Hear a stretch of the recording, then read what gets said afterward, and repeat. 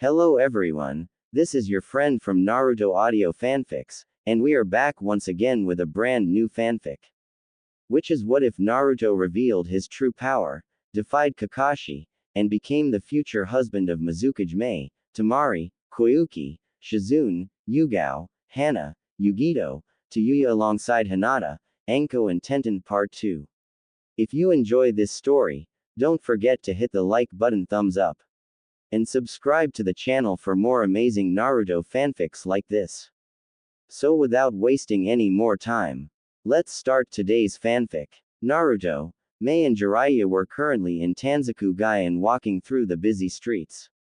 So Kyufu, I heard that my Oba-san was considered to be the best medic in the elemental countries.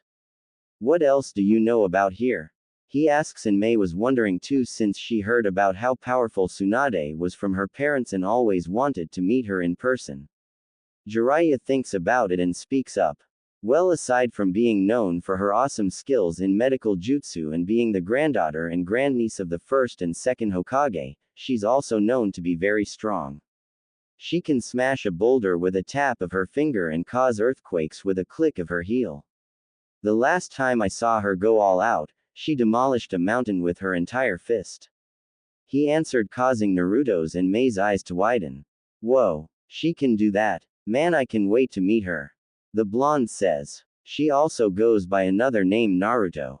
Jiraiya says. Oh, and what is that? He asks. She's also known as the legendary sucker. He says and laughs out loud at the shocked look on their faces. Legendary sucker. What exactly does that insinuate, Kyufu? Because if it's in a perverted manner, then all, Naruto says as his brow twitched. Jiraiya looks at the look on his face and rolls his eyes. No, not in that way, Gaki. What I meant was that she sucks at gambling. I mean seriously, she has a debt that's the size of the Hokage mountain. He states, and Naruto face faults but gets back up. No way. No one's luck can be that bad. Naruto yells, but Jiraiya grins. Sorry kid, but it's true. Her luck is so terrible that she even lost a bet to an 8-year-old. He states, and Naruto's jaw drop. Please Kami, don't let that trait get passed on to me. He mumbles, and Jiraiya laughs out loud at that. Oh, don't worry Gaki. Tsunade's luck at gambling is a once-in-a-lifetime curse. You on the other hand have the luck of the fox. He states, and Naruto rolls his eyes. Just because I'm affiliated with a fox doesn't make me one. He says, and Jiraiya shrugs. Anyways, how are your skills in Mokuden going? He asks his godson. Not as far as I hoped. I can still grow trees, but it takes a lot of chakra to grow an adult-sized one. Right now I can at least use roots, vines, and branches from the trees and other plant life. He answers, and Jiraiya nods. Mei-chan helped me with some of my lava-based jutsu. Say, how did I gain Yoden anyway? He asks Jiraiya, who grins, and Mei wonders also because only members of her clan had lava and boil release. Well, apparently Hashirama's and Tobirama's father Genryusai Senju had a high affinity for both fire and earth, and he combined them to gain Yoden. Not much is known about the man since he died during the beginning of the clan wars back then, but from the Senju clan history books his abilities with Yoden was so great that he can make volcanoes erupt a force of will and can even create small volcanic islands with his fused affinity alone. He answered, causing Mei and Naruto to gawk at him. Holy crap, that sounds awesome. To be able to create an island using chakra alone. Hopefully when I'm good enough with my Yoden I can pull that off. Then I can make it into a private resort for me, Mei-chan, Temari-chan, and any other girl who wishes to help me revive my clans. He says in a thinking pose, while Jiraiya, who was inwardly crying because of Naruto getting to have a harem to revive his clan and wondered why he couldn't have that luck. Mei was blushing at the thought of having a private island with her future husband and spoke up. Speaking of reviving clans, Naruto, how many females do you plan on having join your clan? She asks, and he looks at her. Well, there isn't a total, but no more than 10. Why? He asks her. Oh, well, so that you know if anyone is going to bear your first child or take your innocence, it's gonna be me. She says with a cheeky grin on her face, and Naruto almost trips over his feet and Jiraiya started to giggle pervertedly. She then wraps her arms around his neck and presses her assets against his back. But since we can't have kids yet, that doesn't mean we can't have any fun while waiting for that, right, Naruto-kun? She whispers into his ear, making him blush at what she meant. Why, yeah, he says while Jiraiya slowly reaches for his notebook. Ero-sensei, if you value your manhood, you will not pull that pad out. Naruto speaks out and Jiraiya slumps his shoulders. Ah, come on, Gaki. Do you have any idea how fast my research will go? I'll even name the title after you. I'll call it The Prince and His Water Goddess. He states, and Mei's brow twitches. What do you value more, Jiraiya-sama? Your research or you life as a male? She asks in a sweet yet dangerous tone as she held Naruto closer to her body, and the man shivers at the dark aura surrounding her. Why is it that I get in trouble being a pervert and Naruto doesn't? He says, walking away and slowly dragging his feet, but ends up getting hit in the back of his head by the sheath of Rukin. I'm not a pervert, Ero Baka. Naruto yells out while a lump appears on Jiraiya's head. Mei smirks while Jiraiya rubs the lump he had. She giggles and then releases her future husband when 4 of her Anbu appear in size. Well, Naruto-kun, I have to be going now. She says, and Naruto looks at the Anbu and blinks. Do you have to? I really want you to meet my Oba-san.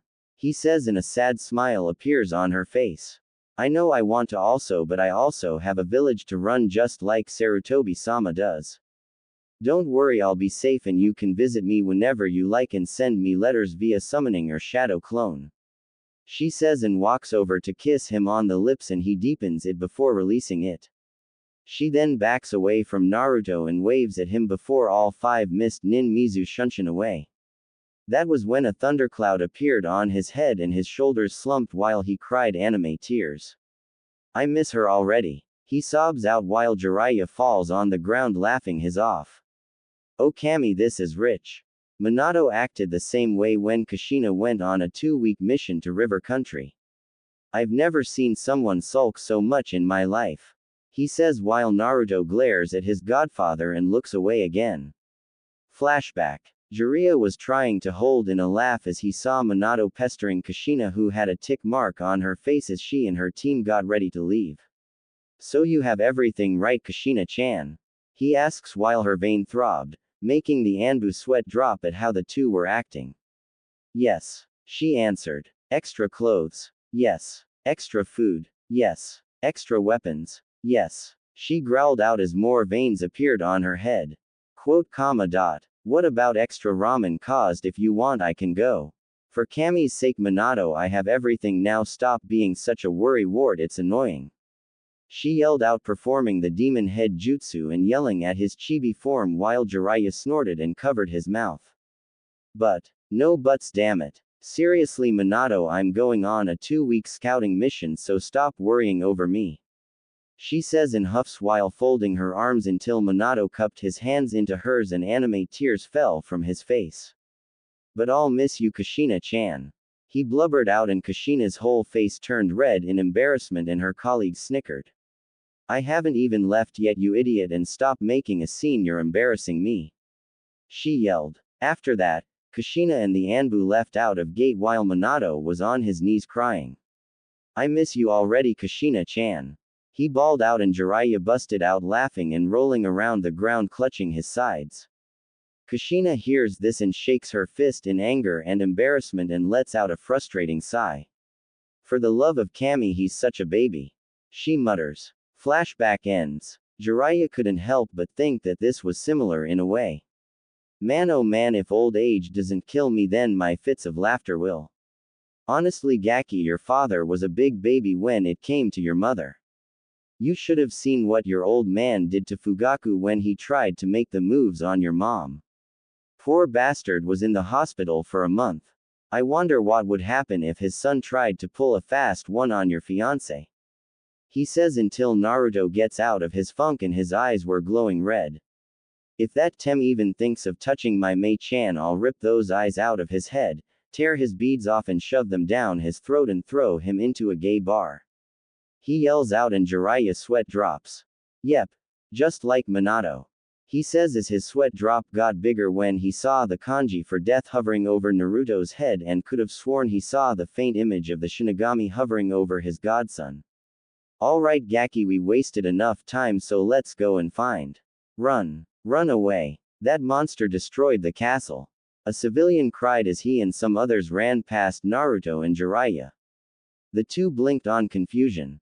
Monster. What the heck is he? Naruto starts to say until his eyes widen as he catches a whiff of what smelled like snakes. Kyufu. I smell a snake coming from that direction, and it's not that Proctor sent from the Chunin exam. It's stronger and there's two of them. He says. So Orochimaru is close by. Let's go check it out Gaki. He says and Naruto nods while they head to the ruined castle. Destroyed castle. Naruto and Jiraiya appeared in the location of the destroyed castle and looked around. Yeah, this was Orochimaru's doing. Jiraiya says as he looks at the rubble.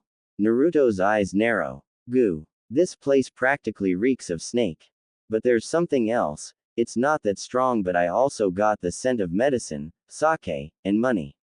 He answered. Jiraiya's eyes widen when he said that. Tsunade was here also. He says. Do you think there was a fight between them? He asks and the Toad Sanin shakes his head. I doubt it. Tsunade is one person you don't want to corner, and if there was a fight, this castle wouldn't be the only thing that was leveled. Trust me, I know. He states and Naruto nods. Now one thing remains, what the hell does that snake want with her? He asks and Jiraiya HMMS. Local bar. Tsunade was sitting at a table with a worried Shizune and Tenten drinking sake, wondering if she should take Orochimaru's offer. She then lets out a sigh and looks at her image in the sake bottle. Can this day get any worse? She asks herself. Meanwhile, Naruto was walking behind a sobbing Jiraiya with a vein throbbing on his head. You are a pain in the you know that. I turn my back for a few seconds and you end up flirting with a bunch of hookers. Are you trying to catch a case or are you desperate in getting laid arrow Kyufu? Naruto asks while the pervert turned around and glared at his new apprentice. Shut up. They were perfect for my research and you ruined it. He yelled but the winced when Naruto threw a pebble directly at his forehead. Baka. They were going to rob you. For Kami's sake, can you think with the head on your shoulders and not the one between your legs for once? In case you forgot, we have a mission to do in finding Saru Oji's successor. Naruto said. Jiraiya's brow twitches and huffs. Killjoy. Always got to ruin my fun. What's the rush Gaki? You got her scent right? He asks. Yes I do, but it's close to being faint. You know if she runs away we'll lose her, and I'm not explaining to Saru Oji why we lost my aunt. He said glaring at Jiraiya who was laughing nervously. Okay, no more slacking off. He says and then sees a bar. Hey, let's head to that bar and grab a bite. Hopefully someone in there will have some info on Tsunade's location. He said with a grin on his face and Naruto groans. I give up. Fine, let grab some food and hurry and no flirting with women. He emphasized and the man's shoulders slumped while they head into the bar. Jiraiya was the first to enter and saw a few people eating, drinking, or chatting. Naruto walked in and winced while his nose twitched. Man, this place reeks of alcohol. Are you positive that bars are a good place for information? He asks. Of course I'm sure Gaki, in case you forgot I am a, he says but then pauses when he sees his old teammate sitting with a black-haired woman and a pig. Tsunade tilts her head and sees Jiraiya. She says as she squints her eyes and sees a white-haired man and a blonde kid. Naruto blinks and waves his hand in front of his dazed godfather. Oi Kyufu, are you okay? He asks. Tsunade, I found you. He yells, pointing his fingers at the wide-eyed woman, and Naruto jumps back in shock but then turned his head to see a blonde-haired woman. Jiraiya, what the heck are you doing here? She asks, demanded. Naruto's eyes widen and looks at her. That's my aunt. She looks like she's in her 30s. Heck, her chest is bigger than Mei and Q-chan's. He ranted in his mind. The two then sat down with Tsunade and her apprentice, who was looking nervous while Naruto and Jiraiya missed it. Well, it's been a long time since we saw each other, Haim. He says while said Senju scoffs. Please Jiraiya. I know you didn't come here for old time's sakes, and who's the blonde Gaki? I thought you stopped taking students after Minato died. She stated, and the man laughed lightly. You're right, I didn't come here on a social call, and as for the Gaki, he should seem familiar to you of all people. He answers. Tsunade raises an eyebrow and looks at the blonde. Can't say I have seen him before, so what do you want? Jiraiya rubs the back of his hat and speaks. Well, Tsunade, our sensei has realized that he can no longer keep up the role as Hokage like he used to back then, and has named his successor since Minato died 14 years ago. He wants you, Tsunade, to become the Godime Hokage of Konoha. He explained. Tsunade had a blank expression on her face and then looked down at her cup full of sake. No, I will not become the Hokage of Konoha, she said in a flat tone, shocking everyone. The title of Hokage is shit and is only good for one thing, getting killed, especially for those who want to become Hokage. She replied. Naruto narrowed his eyes at the woman who was supposed to be his aunt, and they become slitted. Jiraiya sighs and rubs his head. You've definitely changed, Tsunade. What would your grandfather and granduncle say if they heard you saying this? He asks in a solemn tone while Tsunade scoffs. Frankly, I don't care, since they're both dead because of that stupid title. Minato died young because he was foolish enough to give his life for the village, and because of him I lost the last bit of family I had in this world. Go tell that old monkey to find another fool to take job, because like I said, only a fool would want to be Hokage. She said. That was when Naruto started to chuckle and Tsunade heard it. You find something funny, Gaki? She asks. Yes, I do. I find it funny that the strongest kunoichi in the elementals is nothing more than weak and pathetic crybaby who blames her sorrow and misery on her own deceased family and the one man who thought of her as a daughter. I don't know why I got so excited in meeting you when you're nothing more than shell of your former self. He says while Tsunade glares at Naruto. You've got a lot of nerve talking to me like that, brat.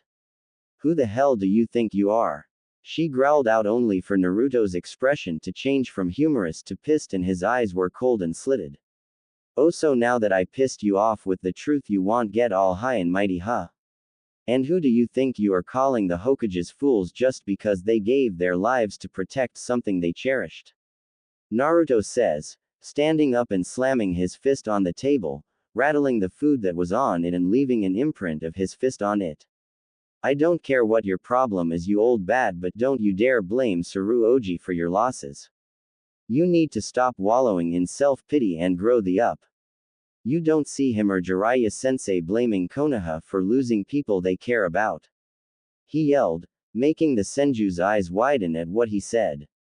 Jiraiya was impressed but worried for his godson's well-being. This Gaki has balls of steel to talk to the strongest female in the elementals like that. I don't know if I should be impressed or worried for his well-being.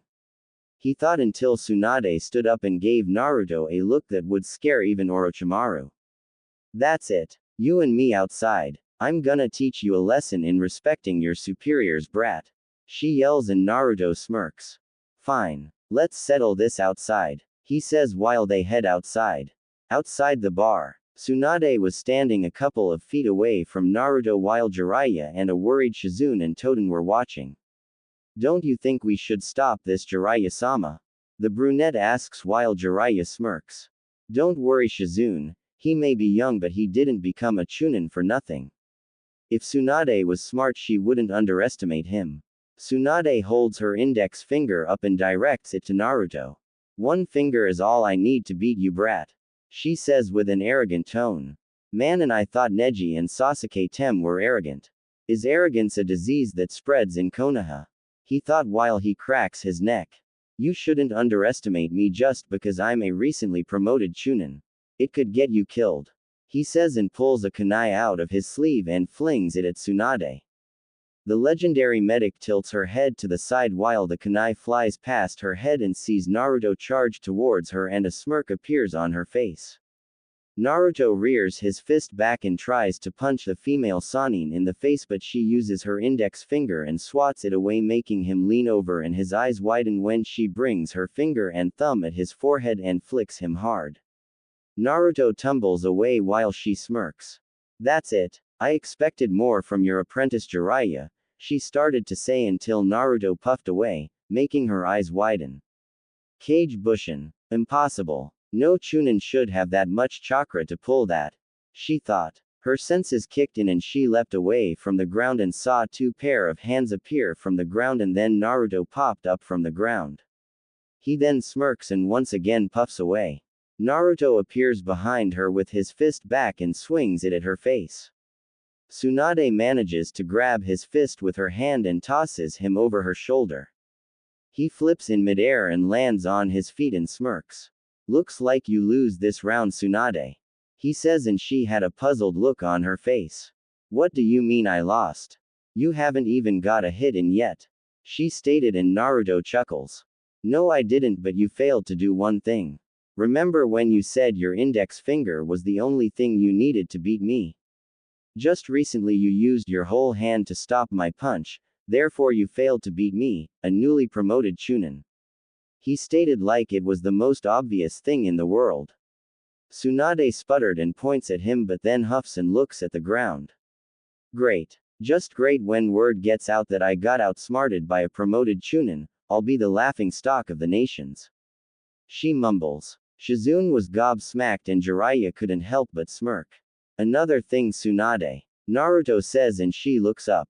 What? She asks, still sulking at being outwitted by a 14-year-old. Who was the last bit of family you lost a long time ago? He asks. It was my distant cousin. Her name was Kushina Uzumaki and she was gonna give birth to a boy October 10th, but then the Kyuubi attacked and they both died when the hospital roof collapsed. She said in a solemn tone. And who, pray tell, told you your nephew died on the day Kyuubi attacked? Naruto asks, and she clenched her fists and she looked at the ground. It was those three vultures, Kaharu, Homura, and Danzo. She growled and Naruto sighed while brushing his hair back. Figures. Those bakas have caused nothing but trouble and worse, they lied to you about his death. He says, and she looks up in shock. What? Are you telling me my nephew is still alive? She asks and he nods. Yes, and he's standing in front of you. Hello, Oba-san. Naruto says, and Tsunade's eyes widen as does Shizune's and Tenten's. He's Tsunade-sama's oi nephew. She asks Jiraiya, and Tenten oinks. Jiraiya nods. Yep, and my godson. Jiraiya answers and Shizune's eyes bulge from her head. Tsunade did the only thing she could do. She fainted. Naruto blinks when he sees his aunt fall over and rubs the back of his head. He then sighs and walks over to Tsunade's fallen form and places her on his back. Hey, you with the black hair. What's your name? He asks Tsunade's apprentice. Shizune. She answers. Shizune-san, do you two by any chance have a hotel room nearby? He asks and she nods. Yes, we do. I'll take you both there. She says and motions them to follow her. Tsunade's and Shizune's rooms. Tsunade was laying on her bed groaning as she opened her eyes to see Shizune with a concerned look on her face. Tsunade-sama, are you okay? She asks while she sat up. Shizune. Where am I? The female Senju asks. In our hotel room. You fainted when we were in the middle of the village. Shizune explained while Tsunade blinked. I fainted. I must have had too many shots of sake. Wait a minute. Where is Jiraiya and the blonde kid? She asks. Outside the room waiting for you to wake up. Should I have them come in? Shizune asks her mentor, who shakes her head. Have the blonde Gaki come in first. And if Jiraiya tires anything, kick him in the nuts. She tells her apprentice, who giggles and nods. Afterwards, she opens the door and tells Naruto to come in. Naruto walks in and closes the door behind him and then walks over to the bed and sits by the side of it. How are you feeling, Oba-san? Did you manage to get the sake out of your system yet? He asks with a cheeky grin and her brow twitches. You are definitely Kushina's kid. I haven't met anyone who has a smart mouth like hers. She says, and Naruto rubs the back of his head. Yasuru Oji said I inherited that in her temper. He says while she smiles sadly. So this whole time my oi was alive and I didn't know. Did Jiraiya know about this? She asks and he nods. He did, but whenever he tried to search for you to tell you, he'd lose your trail. That or he's been doing research on his perverted book. He says while she sighs. Yeah, that sounds like my perverted teammate. She mumbles. Naruto then finds himself being pulled into a hug and feels teardrops falling on top of his head and feels her body tremble slightly as she hugged him even closer. Naruto returns the hug and rubs her back with one hand while she sobs quietly. Jiraiya and Shizune see this through a small crack in the door and they both smile, as does Tenten. After holding her nephew in her arms for a few seconds, she releases him and wipes her tears away. So Oba-san, when do you plan on meeting the white snake? He asks while her eyes widen and looks at him. How did you? She asked and he smirks. Found the demolished castle and you're sent along with his there. It's one of the perks of being a Jinchuriki. He explained and her eyes widen even more. So you're the vessel for the Kyuubi? She asks and Naruto nods. Yeah, but she's not that bad.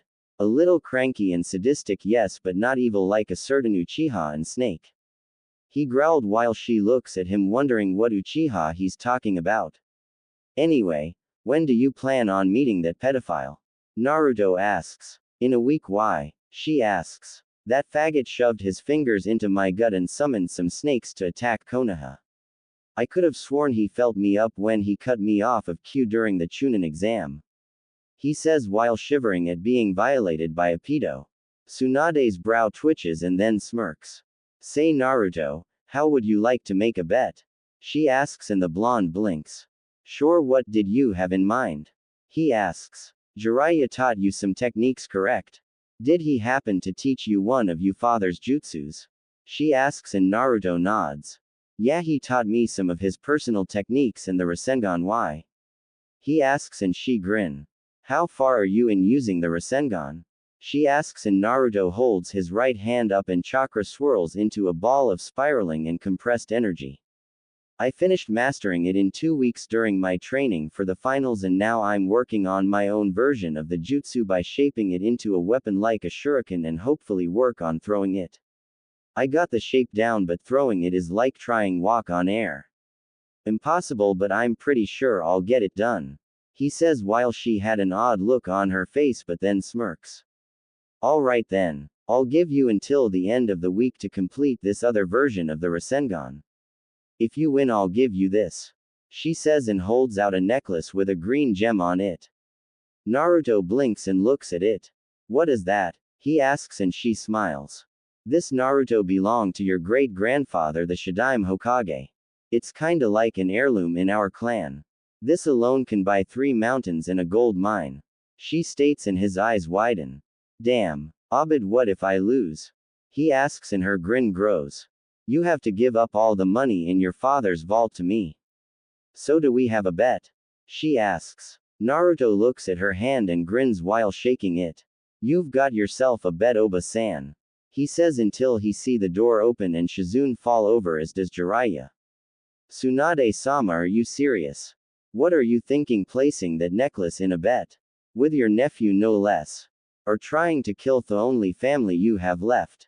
She yelled while Jiraiya groans and stands up rubbing his back. Naruto blinks and looks at his aunt for an explanation. To make a long story short, I lost Dan and Nawaki when I gave them the necklace and it is believed that the necklace is cursed and kills people. She says while Shizune gapes like a fish. Naruto raised an eyebrow and snorts. Curses are nothing but bullshit. Just like fate and destiny. I really don't believe in that crap, so I have nothing to worry about. He answers. But, Shizune stammers while Naruto gets up and walks towards the door. Oigaki, where are you going? Jiraiya asks and Naruto looks at him. To train. I have a bet to win and a snakes to kick in less than a week, so my schedule will be pretty tight. See ya later, Oba-san, Shizune-san. Naruto says as he shunshins out of the hotel. Jiraiya does the same while Shizune lets out a big sigh. Tsunade looks at the necklace and grips it. Grandfather, uncle, Nawaki, Dan, I am betting your hopes and dreams on this boy. Please let him succeed and prove me wrong. He's all I have left in this world. She begs in her mind while praying that Naruto does win the bet they just announce. Naruto was panting heavily in the middle of the charred and destroyed forest. Sweat was dripping from his face as he looked at the tree that was currently demolished. Damn it. Not good enough. It needs to make a clean cut, not demolish it, he says as he straightens himself up and wipes the sweat off his face. He then sits down and crosses his legs with a peeved expression on his face. Come on, Naruto, think. You want to make the blade thin enough to the point where it can cut through its target cleanly while keeping the core balanced.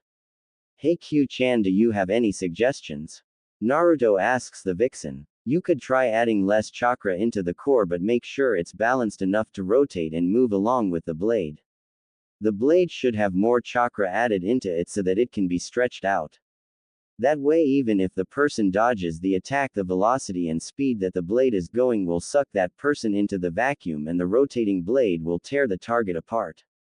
She explained. Naruto thought about it for a while and slapped himself on the forehead. Kami, I'm such an idiot. Why didn't I use that method sooner? He said in a frustrated voice. Simple. It's because you're a blonde. Q said with a grin on her face, which caused Naruto to face fault and get back up looking pissed. You Q. He yelled out loud while she giggled. Maybe later, Foxy-kun, she said while Naruto mumbled about horny vixens being jerks. Now that just might work. I'll give it a try tomorrow though because I am tired as hell. Naruto says as he gets up and then he performs a series of hand seals and plants them on the ground. Trees shot up and replaced the ones he destroyed and then walked away only to see a bug-eyed and gobsmacked Shizune. Why you can use Mokuden? She asks as she pointed at the trees. Naruto smirks at her expression and nods. Yep, I've been able to do that since I was 5, but I had to keep it a secret from certain parties on the council. He said while she stared at the trees. But I thought only the Shadaime could pull that off. No one else in the Senju clan was able to perform Mokuden after he died, so how were you able to pull it off? She asked. Oh, that's simple. When my roommate was sealed into me by my old man, her Yukai caused the dormant gene for the wood-based Kekkei Genkai to activate, and when I was working on my chakra control exercises with Saru Oji when I was little, I poured too much into the ground and grew a tree the size of a full-grown man. Afterwards I trained in using it in secret. He explained. Shizune snapped out of her stupor and spoke up. Look, Naruto-kun, I know you and Tsunade made a bet on the necklace, but she tried to explain, but he cut her off. And I told you that I don't believe in that superstition crap, Shizune-chan. The only person that decides when I die is either Kami-sama or me. I don't believe in stuff like fate or destiny. I make my own path and anyone that tells me otherwise can piss off. He said in a serious tone while she remained silent and took the info in. So you're not afraid to die? She asks and he shook his head. Nope. Death is a natural part of order, so I don't fear it, unlike a pale-faced boy chaser we all know and hate. He said, brushing his hair back, and walks past her. So are you coming back to the hotel or what? Because I don't think it would be wise for a pretty lady like you to stay out at night all alone. He said. Shizune blushed when he called her pretty but shook it off and glared at him. Hey, I am not weak. I was personally trained by Tsunade-sama herself. She yelled, following behind him. I never said you were Shizune-chan, but you got to remember we're not the only ninja roaming these forests. He said. Oh, she says as they made their way back to the hotel. Hotel room. Naruto kicked the door to his room open and flopped down on the bed. Ah, so soft. He said, burying his head into the pillow. Shizune was about to speak up until Jiraiya popped out of nowhere with a grin on his face. Yo Gaki! He yelled, causing Naruto to jump out of his bed and hit the ground while Shizune leapt back with a scalpel in her hand until she saw Jiraiya and put it away. Naruto groaned and got up from the ground and saw Jiraiya. What's the big idea scaring me like that, you old pervert? And where's my Oba-chan? I thought you were with her at the bar. He asks and the Toad Sage shrugs. I left not too long ago and she's still there, I think. He said, rubbing the back of his head, and that was when he was mule kicked in the face by Naruto and sent flying out the room. You baka. You left my only living family member in a bar filled with drunken men. Naruto yelled until Jiraiya got into his face with 2 shoe imprints on his face. Tsunade's a grown woman, you brat, she doesn't need my protection. She's a Sannin for crying out loud. He yelled in his face. That's not the point, you pervert. As her former teammate and a man, you should be looking out for her and making sure no other guy takes advantage of her, and for all we know Orochimaru or one of his goons could be spying on her. He screamed. Shizune, however, was watching the two arguing over Tsunade's well-being, and said female Sannin appeared blinking in confusion. Hey Shizune, what's the pervert and the brat arguing about? She asks her apprentice, who sighed. You, unfortunately. She answered, getting a confused look from Tsunade. Shizune explained the situation, and Tsunade rolled her eyes but couldn't help but smile at how her nephew was being protective of her. Come on Shizune, let them argue until they pass out. She said, leading her apprentice out of the room while the godfather and godson kept arguing. I swear that kid is just like his old man. Minato was the same way when it came to me and Kushina-chan. He would always fuss about how that pervert should act his age and look out for his precious people. Tsunade stated and grinned afterwards. The only difference is that the Gaki inherited his mother's temper and take no shit from anyone attitude. As she led Shizune to the room where Tenten was sleeping, the brunette had a few doubts in her mind. Tsunade-sama, do you think Naruto-kun will be able to master his version of the Rasengan in less than a week? She asked as she sat on the bed while Tsunade thought about it but then smiled. Personally, I think he will. I mean, he did master the Rasengan when he was training for the Chunin exams. Jiraiya told me how he beat a prodigy from the Hyuga clan without even trying, and then he beat the Jinchuriki for the Ikibi no Tanuki without using his roommates' chakra or power for that matter. Tsunade said, being proud that her clan still kept up their representative as the most powerful, even if she and Naruto were the only ones left. So what are you gonna do about Orochimaru and Kabuto's offer? Shizune asks. Oh, don't worry, I already have an answer for that snake. She replied with a vicious smile on her face. Final day. Morning. Naruto was sprawled out on the bed, snoring and scratching his chest, dreaming about Mei serving him ramen in a skimpy bikini, and that was when Shizune barged in the room panting, and Naruto instantly jumped up with a Hiraishin kunai in his grasp but saw Shizune panting and lowered his stance. Hey Shizune-chan, what's up? And why are you exhausted? Shizune managed to catch her breath and spoke up. Tsunade-sama, she's gone. She went back to the castle to confront Orochimaru and his second-in-command. She cried, which caused Naruto's eyes to widen. What? Where the hell is Ero Sennin? He asked and ran to grab his jacket, blades, and weapons. He went on ahead to catch up with her. He told me to come and get you. She explained while he finally managed to put his last Anbu boot on.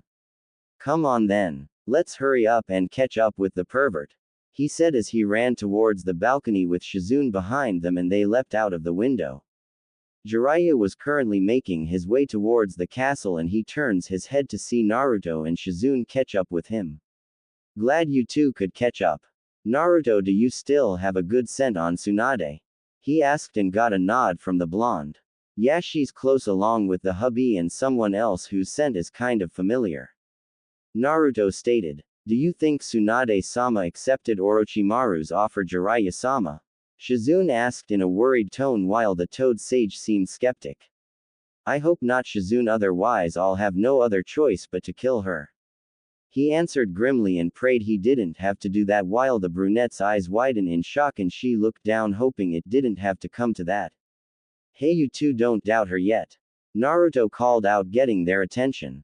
Tsunade Oba-chan may be a heavy drinker and a terrible gambler, but to join forces with the boy chaser. I bet you she'd rather kiss Ero Kyofu than even accept his offer. He reasoned. Jiraiya twitched at the jab but kept his expression the same, and if you're wrong, Gaki. That was when Naruto remained quiet for a while and then spoke up.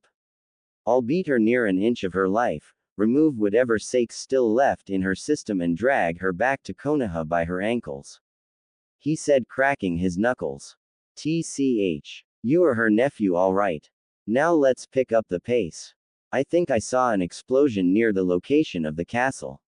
He ordered, and they sped up. Meanwhile, Tsunade was panting a little and was trying to bash Orochimaru and Kabuto's brains inside their skulls. Knowing that the small area was a disadvantage to them, Kabuto made a suggestion to move to a more suitable location. Orochimaru agreed, and let his right-hand man lead him to a large clearing. It seems that Tsunade Hime is out of breath, it might be a good time to put it to use. Orochimaru said. Kabuto took out a soldier pill and ate it as he said, although taijutsu is not actually my forte. Then he did a few hand signs and his forearms glowed blue. Chakra Mesu no Jutsu, he said, making the slug Sanin's eyes widen. So he knows medical jutsu. Great. Tsunade thought. The med nin suddenly disappears and her eyes widened as Kabuto's hand exploded from the ground beneath her feet. She jumped into the air and slammed her fist quickly into the ground, but Kabuto managed to evade the deadly strike. Large chunks of stone surrounded the two medical ninjas and Tsunade looked to see a large stone by her foot and she kicks it at Kabuto. His kneeling form disappears from the stone's deadly path and he was now behind her in an instant while she stayed in midair. Kabuto tapped her bicep and abdomen only to leave Tsunade with an opening as she touched down on the ground. She slammed her shoulder into Kabuto's chest, making him slide back a few inches from her while she winced in pain. Ouch. Tsunade says, inspecting her arm. Damn, he cut my muscles. She thought to herself and glared at the smirking spy. That's right, I cut your bicep and abdomen muscles, so that super strength trait of yours will not be a nuisance to me anymore. He stated with his arms still glowing. Chakra scalpels. But if you have that, then why would you cut my muscles? Why aren't you aiming from my arteries? Tsunade asked, confused. Kabuto smirks and tilts his glasses up. Although my skills in the medical field are excellent, but in the midst of a battle I am not that accurate to aim for your arteries or main organs. But if I aim at your neck, it shouldn't be a problem. As he said this statement, he moved toward Tsunade. Tsunade, who thought that he was aiming at the neck, made an attempt to block it, but Kabuto performed a feint attack and aimed at her chest instead. Damn you, cough, you hit my lung, cough, I can barely breathe. Tsunade coughed. He isn't an ordinary med nin. His speed and strength exceed my own even in my prime. Kabuto shifted his glasses. It would be a bother if you were to die, so I won't aim for your neck, but after that blow, you shouldn't be able to move around. He explained, but to his surprise Tsunade struck him in the neck, sending an electric jolt through his invertebrate. Damn it, I didn't hit her lungs at all. He stated and tried to get back on his feet. But something was wrong with his body functions. What the? Wham! Tsunade lands a punch across his face and send him sprawling to the ground before he could figure out what was happening to his body. This isn't caused by my muscles, it's caused by my nervous system. I see that you seem to realize your problem. I converted my chakra into electricity and transferred it throughout your body. Tsunade said with a smirk on her face. Orochimaru had a smile on his face while he watched the fight. I see, the nervous system runs on electricity, but Tsunade disrupted the initial flow by sending more electricity through it. Now the signals in Kabuto's body is sending to the brain's cerebellum is emitting so many signals that it can't distinguish them all at once. Tsunade took advantage of the situation by healing herself while Kabuto knelt there trying to figure how to reoperate his body. Okay, if I moved my right hand, my left leg moves. If I move my left foot, my right shoulder moves. In a matter of moments, Kabuto was able to figure out how to move 60% of his body. Don't think that you level of power, can defeat me. Kabuto shouted as he stood back up, much to Tsunade's surprise. What? He figured out how to control his body already? She asked, bewildered at the fact that this kid managed to get his body functions back up. You are afraid of blood, right? Kabuto asks with a maniacal gleam in his eye. I think I'll show you some now and then scatter enough of it until you feel like you're at the brink of death. He said, pulling out a kunai and charging at Tsunade, who was still trying to heal herself. Kabuto raised his blade up and tried to bring it down on her chest until a foot planted itself on the side of Kabuto's head and sent him flying backwards and towards a surprised Orochimaru and landed in between them. Tsunade looked up at her savior and saw that it was her nephew. Naruto? She asks while the blonde turned his head and grins at her, revealing his canines. Hey Oba-chan, why didn't you invite me to the rumble? You're not the only one who likes a good fight now and then. He states while Jiraiya and Shizune appeared in between her as well. Orochimaru frowns and unfolds his arms. Why am I not surprised? If it isn't Jiraiya, he hisses while the sage smirks. Long time no see Orochi-tem. He said. Tsunade took this opportunity to charge at Kabuto with her fist back and ready to knock his head off. That was until Kabuto split his palm open and sprayed blood on her face, making her body freeze up. Be blood, she said, shivering. Finally my body can fully function. He said with glee and punched Tsunade right in the jaw and sent her flying backwards only for Naruto to catch her. Tsunade-sama. Shizune cried out while Naruto gently set her down while she shivered. She hasn't gotten over it yet. Damn it. Naruto thought and set his gaze on a smug-looking Kabuto. You're gonna wish you hadn't done that, traitor. Naruto growled out, cracking his knuckles. Kabuto on the other hand scoffed and remained smug. Oh, and what are you gonna do, Naruto-kun? From my stats you were dubbed as a no-name loser in the ranks and compared to Sasuke-kun you're nothing. He stated, but that was when Naruto fired a gust of wind at Kabuto with a flick of his wrist and Kabuto's eyes widen. When the gust died down, Kabuto felt a sharp pain on his left cheek and chest. His cheek sliced open and a red smear appeared across his chest. Kabuto rubbed his cheek, looked at the blood on his hand, and back at Naruto, who had a vicious grin on her face. Sasuke's got nothing on me, especially since I beat last year's Rookie of the Year in the vessel for the Ikibi no Tanuki without using Kyuubi's power. Matter of fact, I barely broke sweat, and if that faggot had faced Gaara he'd be nothing but a smear on the wall, you butt-humping bitch. Naruto replied. Kabuto suddenly charges at Naruto intending on taking him out, but he suddenly hunched over coughing up blood due to the fact that Naruto was crouching down with his fist buried into his gut and took a few steps back. Before he could retaliate, Naruto uppercuts him in the jaw and send him sprawling back in front of Orochimaru.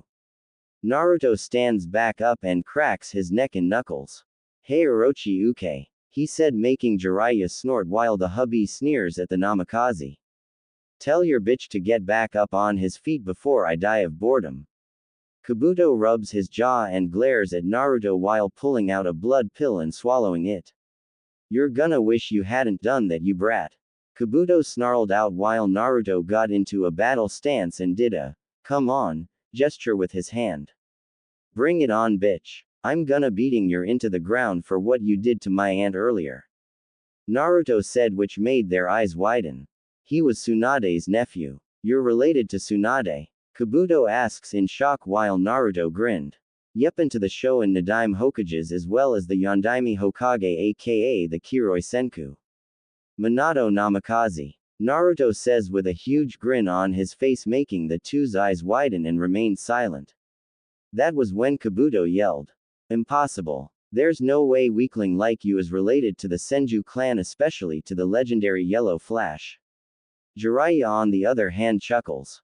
He's not lying, brat, and as for being a weakling, Naruto, I don't think you hit Kabuto hard enough to prove your point to him. He said. You're right. Next time I'll crush his skull, Naruto says, flaring his chakra. And scatter his ashes into the wind. He said as his eyes became as cold as ice. Enough of this. Orochimaru snarled out. He bit his thumb and smeared it across his snake tattoo and slammed it into the ground. Kuchio's no jutsu, summoning technique, in a puff of smoke a two-headed snake appeared and hissed at the four shinobi. It then lunged at the two after Orochimaru, and Kabuto leapt on the other hand. Shit. Scatter. Jiraiya screamed. Shizune grabbed Tsunade and they leapt away while the snake slammed into the ground, causing the ground to shake and large rock debris to fly. Kabuto. You deal with Tsunade's apprentice and Naruto. I'll take care of my buffoon of a teammate. he ordered. Kabuto nods and leaps away, jumping from rock to rock, locking onto Shizune and a still frozen Tsunade. He then appears in front of a surprised Shizune and strikes her directly into the face, making her cry out and be sent descending towards the ground headfirst with Tsunade. That was until Naruto appeared and caught them both and landed back on the ground. He growls at Kabuto and sucks air into his mouth. Futon. Shinkatama, wind release. Vacuum bullets. Naruto exhales and fires a gust of wind and a series of small wind bullets. The gust of wind hits Kabuto and the med nin blew back a little, but his eyes widen when he sees the invisible wind bullets descend towards him. Damn it, he says and shields his body, but hisses in pain when the bullets cut and pierce his arms, legs and torso while the speed and force of the wind increased and he is sent moving farther from them. Naruto stops the jutsu and does another series of hand seals and slams them on the ground. Doden. Ryusi Kyuden, earth release. Rising platform. That was when a large round platform of earth formed under the three and it shoots up and stops 20 feet. See if you can snap her out of her hermophobia, Shizune-chan. I'm gonna stop that snake from descending. He says while pumping chakra into his feet. When he has enough, he blasts himself into the air and performs another series of hand seals. After that, his chest expands and his cheeks bulge. Yoden. Yugen Numa, lava release. Lava lake. Naruto regurgitates a large glob of lava from his mouth and the molten substance hits the ground and rushes towards the snake. Kabuto managed to land on the ground and heal his injuries, but then he looks up and his eyes widen when a large wave of lava descends towards him. Oh shit, I can't be hit by that. He jumps away when the lava hits his current location and he lands on a boulder. He looks up to see Naruto releasing lava out of his mouth and he gaps at him. How can he use Yoden Jutsu? He asks himself and wipes the sweat of his head due to the heat the lava was releasing. Man, if the heat is this tense, then I better not get touched by the molten substance. He says and looks around trying to find a way to get to Tsunade, but he smirks when he sees a trail of boulder. Meanwhile, on top of the snake, two blurs were seen clashing simultaneously on top of the snake for a while until they appeared staring each other down. Do you honestly think you can defeat me, Jiraiya? You were the weakest of the three back then and you still are. The traitor taunted while the Toad Sage smirks. You're so full of it. Just like the Uchiha brat who thinks he's unstoppable because of his bloodline.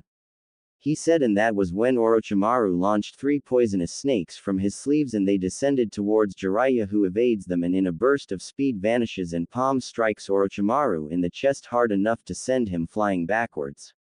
You're gonna have to do better than that, Orochi-chan.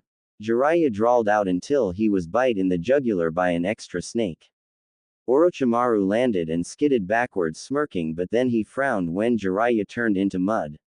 His eyes widened and before he could react, a fist smashed itself into Orochimaru's jaw and sent him tumbling backwards. Like I said, Jiraiya lands back on the ground with a serious expression on his face. You're gonna have to do better, that Orochimaru. Said snake summoner gets back on his feet, shaking the cobwebs out of his head and spitting out blood and glaring at Jiraiya. Before he could react, the two-headed snake cries out in pain and shakes violently due to the fact that he was slowly being consumed by lava. The two Sannin keep their grip on the squirming reptile. Orochimaru looks down and his eyes widen when he sees lava on the ground, but was even more surprised when he saw Naruto spewing lava from his mouth. How is that boy using Yoden? Only the Terumi clan was capable of doing that. He states, glaring at Jiraiya, who smirks. No, he's not a Terumi, you idiot, he's a Senju, and they possessed a bloodline that allowed them to combine more than 2 elements to create a sub-element. Naruto can use that and 2 more sub-elements, but I'm gonna let that be a surprise. He said while the snake growled. Naruto lands on top of one of the thrashing snake's heads and struggles to hold on. Stop thrashing, you legless lizard. Naruto shouted, pulling out the Rukin and stabbing in the head. Said snake only thrashes more violently, which forces Naruto to be flung off the snake and ascend into the air. He hears Shizune cry out in pain and looks down to see the kunoichi be struck in the chest and then get knocked out. His eyes flashed in anger when he saw the bastard Tenten brutally attack his aunt. Naruto remembered that he placed a Hiraishin seal on Kabuto when he punched him in the torso earlier and does a small series of hand seals. Kabuto on the other hand his fist backwards and sends it forward, ready to bash her skull in until a flash of yellow appeared in front of him and hissed collided with something but it wasn't Tsunade. Kabuto's eyes widen when he sees Naruto appear in front of him out of nowhere with his fist connected to Naruto's jaw, but what was shocking was that Naruto didn't seem fazed by the punch and said blonde set his piercing gaze onto the traitor. How did you? He stammers out but didn't get to finish because Naruto uses a chakra-enhanced punch and sends him flying off the platform and hitting the ground hard, leaving an imprint of his body on the ground. Tsunade just remained in her frozen position staring at Naruto. Naruto, was all she could say right now. Stay here Oba-chan and look out for Shizune. I'll deal with the trash. He said and shunshuns off the platform he made and lands onto the ground, making his way towards Kabuto who was getting up and clutching his broken ribs while blood seeped from his mouth. I'm gonna enjoy pounding your into the ground traitor. Naruto said slowly cracking his knuckles. Kabuto smirks as his ribs fully healed and wipes the blood from his mouth. So my assumptions were wrong about you. But it doesn't matter anyway. You may have been strong enough to beat Neji and that Gaara character, but I am on a whole different level. If anything I am on par with Kakashi Hatake. He said smugly. Naruto stood there for a moment and then busted out laughing. Kabuto seethed at the fact that Naruto was laughing at him. What's so funny you brat? Kabuto yelled while Naruto continued to laugh but calmed down and wiped a fake tear from his face. You think I should be afraid of you just because you're on par with that loser of a Jonin? Oh, I am so petrified, please don't hurt me Kabuto. Naruto said mockingly, acting like he was afraid of Kabuto who was getting pissed. Naruto suddenly regained his posture and spoke up. Let me tell you a little secret Kabuto. During those 2 matches I wasn't even showing a fraction of my real strength. He states while Kabuto narrows his eyes. You're bluffing. He growled out while Naruto shook his head. I don't bluff Tem, especially to some fruitcake who's butt buddies with a gender-bending pedophile who has an unhealthy infatuation with little boys. Naruto said and then taps his chin with his index finger and looks up at the sky. But then again you're probably the closest thing to Oro-uke would get since no female in their right mind would even touch him. He stated. Kabuto on the other hand was seeing red and he was sending murderous intent at Naruto. I'm gonna make your death slow and painful you little shit. The med nin snarled out and his chakra no mesu flared up. Naruto did a gesture that said, bring it on. Kabuto shot forward in a burst of speed and swung at Naruto's head. When his scalpel cut through Naruto, the blonde faded away, which caused Kabuto's eyes to widen. An after image. Kabuto asks himself, but then he cried out in pain while blood shot out across from his back and he stumbled back. Naruto was behind him smirking with his right arm in a slashing motion and his index and middle finger were extended out while his arm glowed light blue. You're slow Tem, is that because you gave the hubby a quickie before you went to meet up with my aunt? Naruto taunted while the chakra from his hand grew into an arm blade and extended a little. Kabuto lets out a frustrating yell and unleashed a series of prey-seed slashes and thrusts at Naruto, who managed to black every one with his wind chakra-coated arm. How can you be this powerful? You were dubbed the dead last in our generation yet you fight like a seasoned shinobi. Kabuto made an attempt to cross-slash him in the chest, but Naruto twists his body and slashes him in the side and right leg while blood spurts out and then slashes him twice across the back, making Kabuto cry out in pain and frustration. Damn you! He yells and leaps away from him, trying to let his injuries heal. Naruto said and once again vanishes and kicks Kabuto in the solar plexus, making him spit up. No resting for you Kabu-chan. Naruto says and stabs him right in the torso with the extended blade. Kabuto froze for a second from the pain he was feeling and Naruto pulls it out and roundhouse kicks him in the temple, making Kabuto flop and bounce on the ground like a rag doll. Man, this is boring. For being Orochi Tem's right hand man you're weak as hell. Naruto said while the chakra disappears from his arm. Kabuto slowly gets up while blood drips from his body and he pants a little. You think you've won, he said and saw the grin appear on Naruto's face. Said blonde gets into a horse stance, and claps his hands together in a prayer position. That was when wooden tendrils shot out of the ground and around Kabuto, making the man's eyes in disbelief. Before he could do anything, he was ensnared by the tendrils which started to squeeze him slowly. No way. Kabuto mutters but groans when the bindings became even tighter. Tsunade's eyes widened so much that they looked like they were gonna fall out of her sockets. Mokuden. He can use Mokuden. She stammers out. Jiraiya and Orochimaru stop their fight and the hubbies look like he was gonna have a heart attack. This can't be. That brat can use the Shadaime's Mokuden power. How? Not even Tsunade or her brother could recreate it. The snake cried and was inwardly seething at the fact that he couldn't make the boy his vessel thanks to the Kyuubi. Yeah, it's pretty awesome, huh? He first discovered it when he turned 5 and with Sensei's help Naruto was able to learn how to use it properly. Jiraiya states. And that is what separates Naruto from your golden boy of an Uchiha. Naruto gained his skill through blood, sweat, tears and pain while that weakling had everything given to him. He didn't beat Neji and Gaara through luck or with his bloodlines. He used his actual skill just like his ancestors and parents did, and that is what separates him from the prodigies. He said, and they once again engage in battle. Kabuto on the other hand was struggling to get out of the jutsu while Naruto shook his head. Dude, the more you struggle the more pain you're gonna be in. Seriously, how is it that you're on par with the Cyclops again? Oh well, it doesn't matter. He stretches his right hand out and forms the Rasengan, spiral sphere, in his hand, but it didn't stop there. High-pitched sound echoes throughout the area, and that was when 4 spinning curved blades formed around the Rasengan and extended until it was the size of a windmill shuriken. Kabuto's mouth dropped when he saw the jutsu while Naruto's grin grew. Kabuto, let me introduce you to my version of my old man's technique, the Rasengan. But this version is even deadlier than the original. And the best part about this one is that I can throw it, he said, causing Kabuto to curse and squirm in the wooden bindings. I wonder just how much damage this technique can do to the human body. Care to be my guinea pig for this experiment? Naruto asks sadistically. You namikaze. Kabuto roared but cries out when his shoulders were dislocated. Sorry bro, but I don't swing that way. I prefer females. Now say hello to the Rasenshuriken, spiral shuriken. Naruto brings his arm back and then throws the techniques, making the Sannin and Kabuto's eyes widen. Holy shit, he threw it. Jiraiya screamed in amazement. Naruto just accomplished one of his dad's goals. They all watched as the screeching attack made its way towards Kabuto.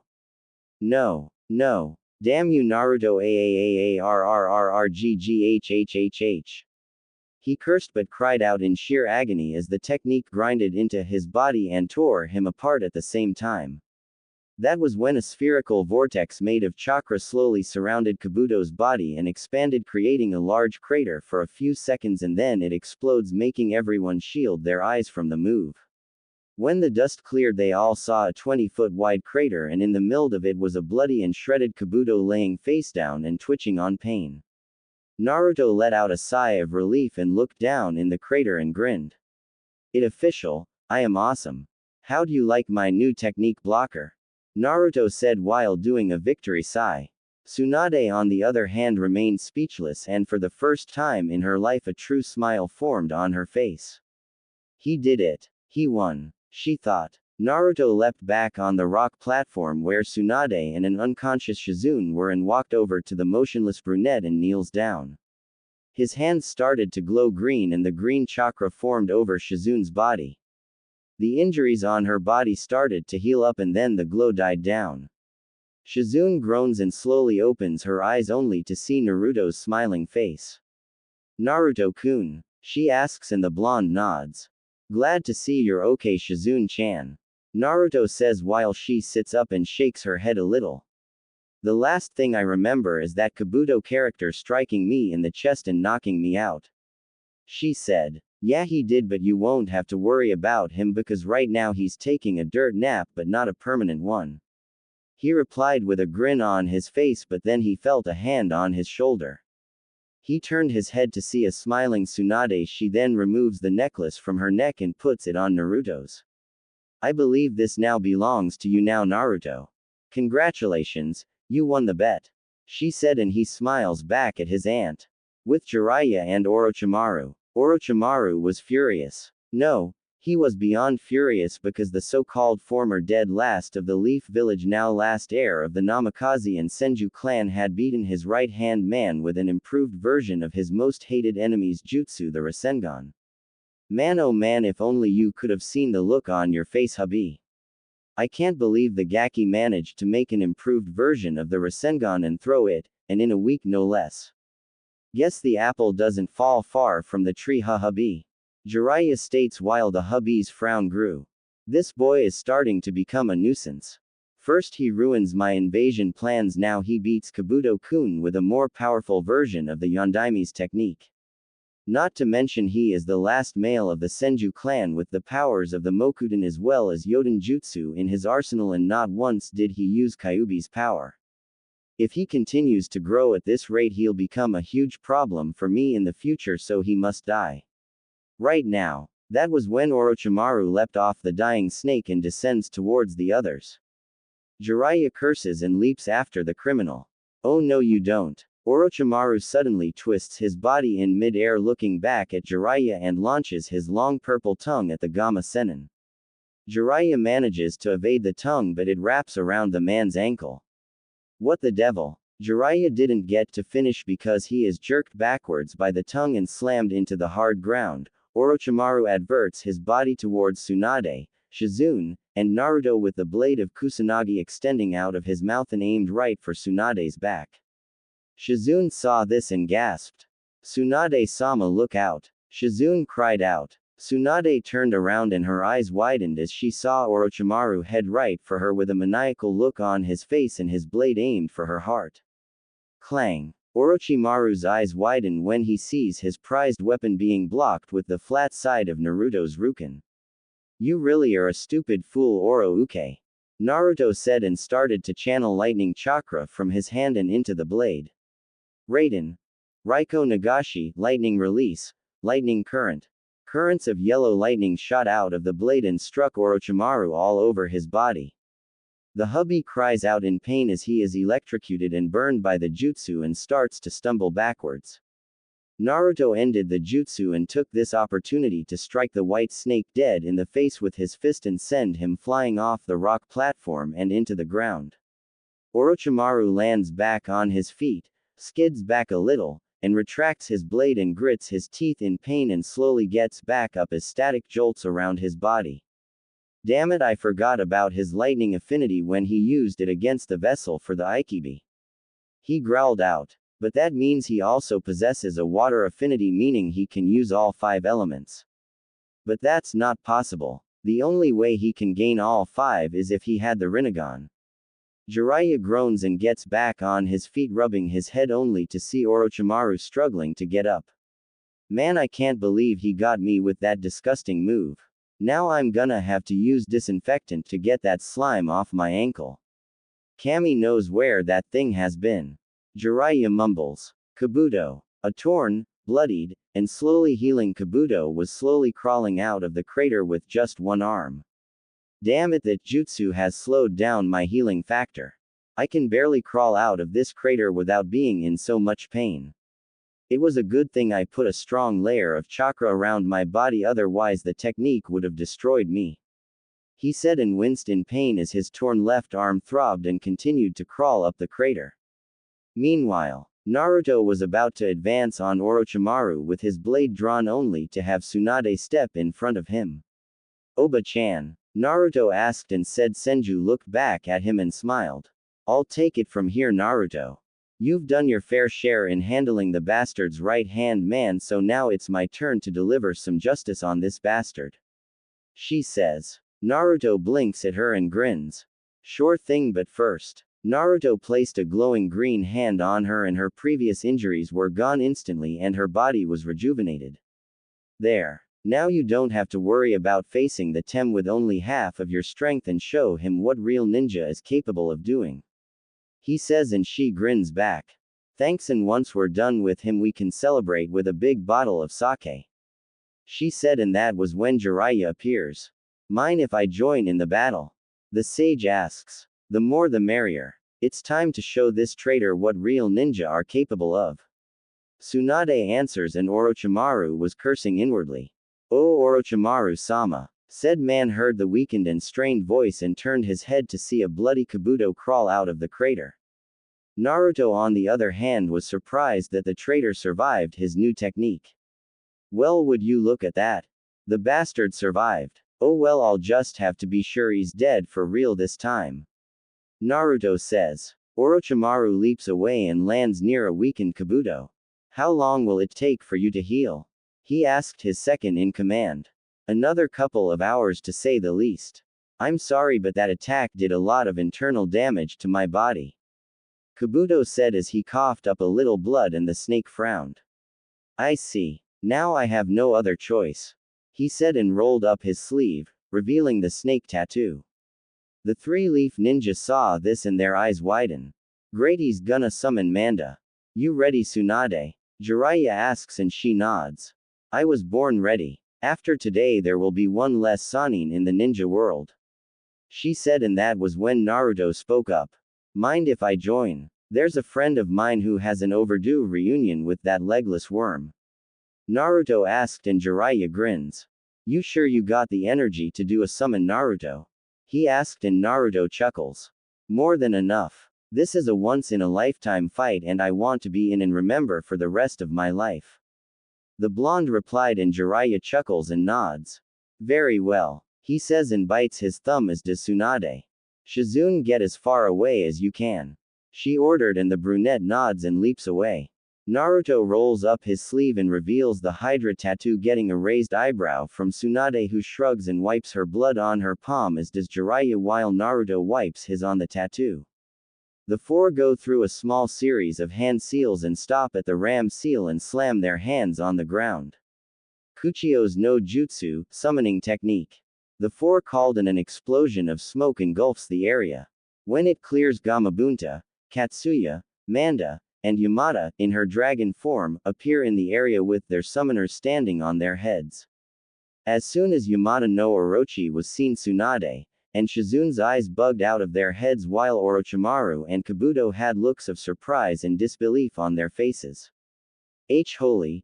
Shizune sputters out as she shakily points at the eight-tailed and eight-headed Hydra. No way. Gaki, you're the summoner of... Tsunade also sputters while Naruto had a huge grin on his face. Jiraiya was wishing he had a camera for this. This can't be. That's the Yamada no Orochi. How in the world did a brat like you gain the summons of the legendary Akuhi clan? Orochimaru practically screamed since he's been searching all his life for the contract and was pissed beyond belief that some kid had it in his possession. That's for me to know and you to never find out.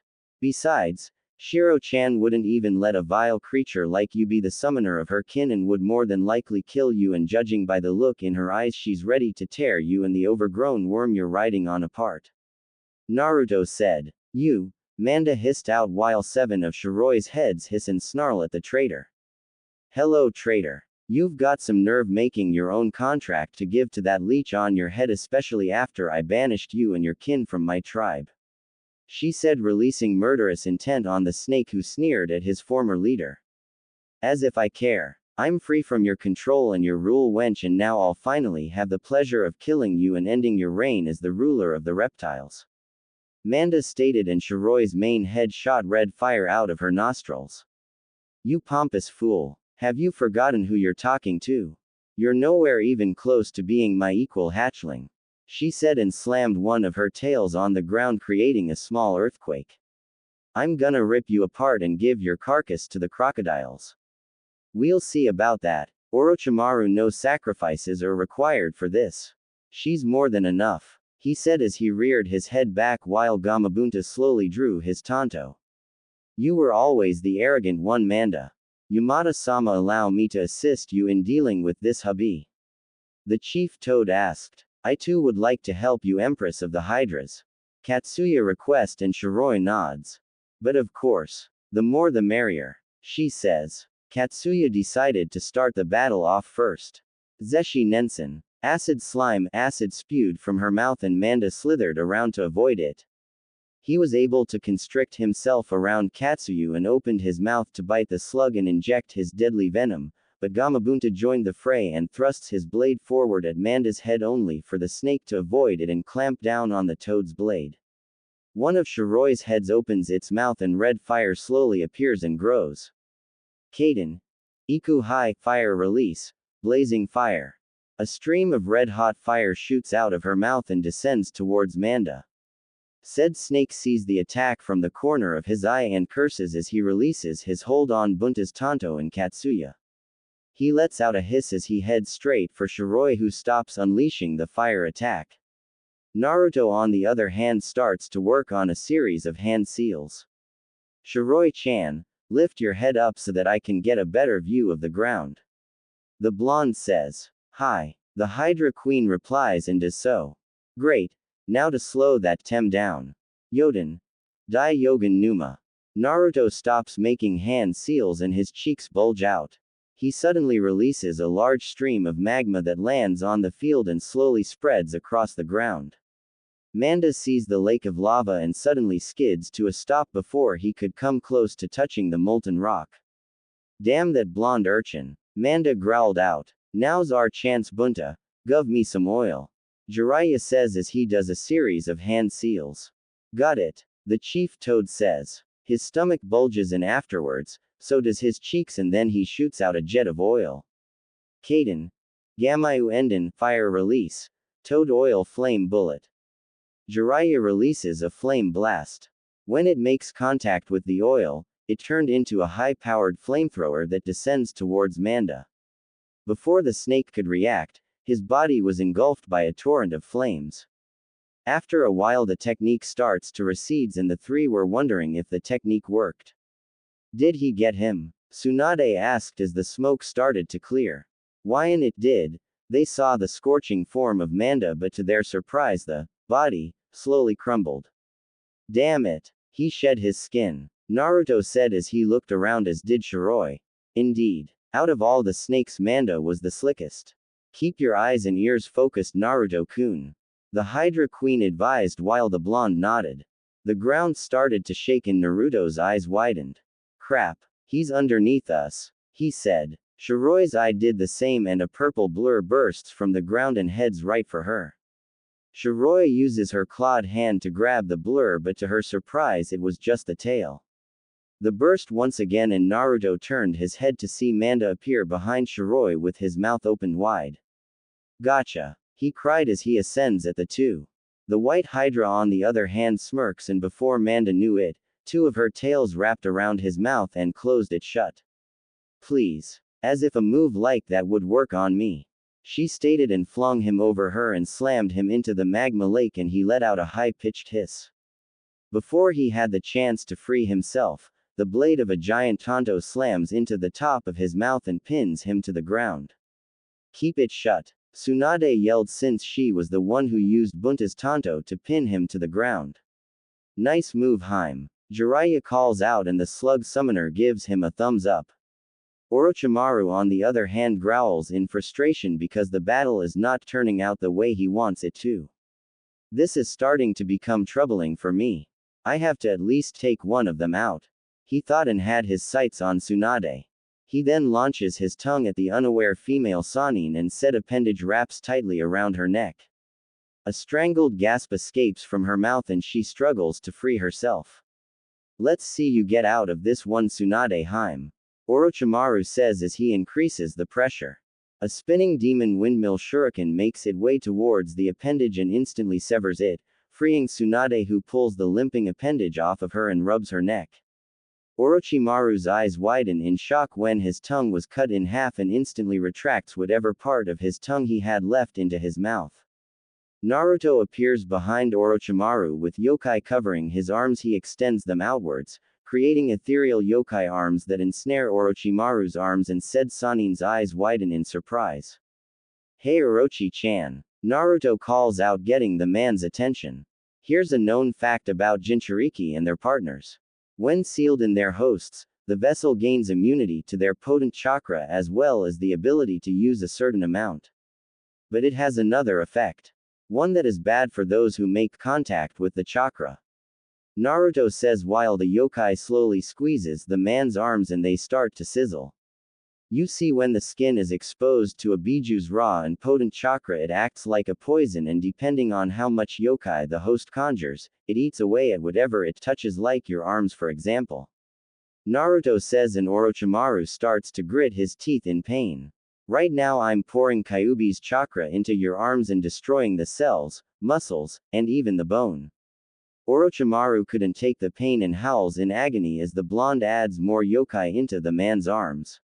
Said white snake manages to rip his arms free from the ethereal arms and leap away, glaring dangerously at Naruto. Gah! Damn you, boy! All. He didn't get to finish because a fist slammed into his jaw courtesy of Tsunade Senju and was sent flying off of Manda and hitting the ground hard. Kabuto on the other hand halfway recovers from the attack from not too long ago and leaps towards his master. Orochimaru slowly gets up and watches as his arms turn black and the skin flakes of. My arms. They feel like they're on fire. He says, and they limp down to his sides. That was when Naruto, Tsunade, and Jiraiya appeared in his line of sight, and Kabuto appears next to his master clutching his stomach. Grr. Damn you all. Orochimaru, you suck as a summoner.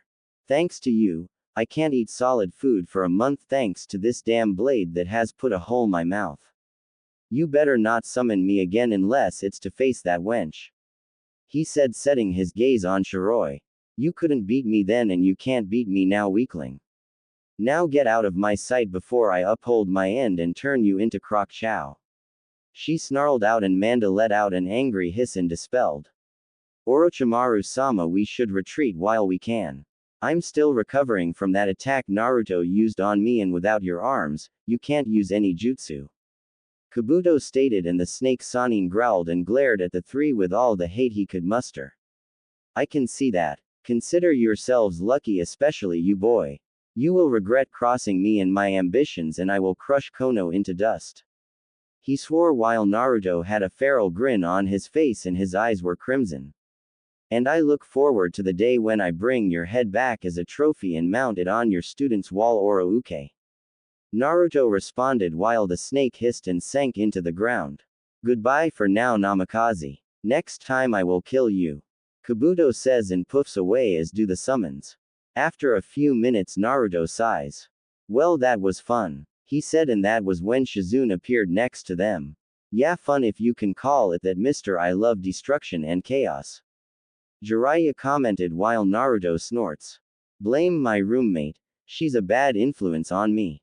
Naruto replied while Q giggled in his mindscape. I love you too, Naruto-kun. She says. Now then, all that's left is to get our things in Tenten and head back to the village. Jiraiya states. Already. Come on now, Kyofu, we don't have to be back at Konoha for another week. In case you haven't noticed, I haven't got a chance to spend a lot time with my aunt. Naruto said. Jiraiya groaned and was about to speak up until Tsunade smirks and wraps an arm around her nephew. Don't be such a wet blanket, you pervert. Let's go have some fun for a change. I could use a new poker partner. She said with a grin while Shizune sighs. Fine, but only for 3 days. I don't need another verbal lashing from the old monkey.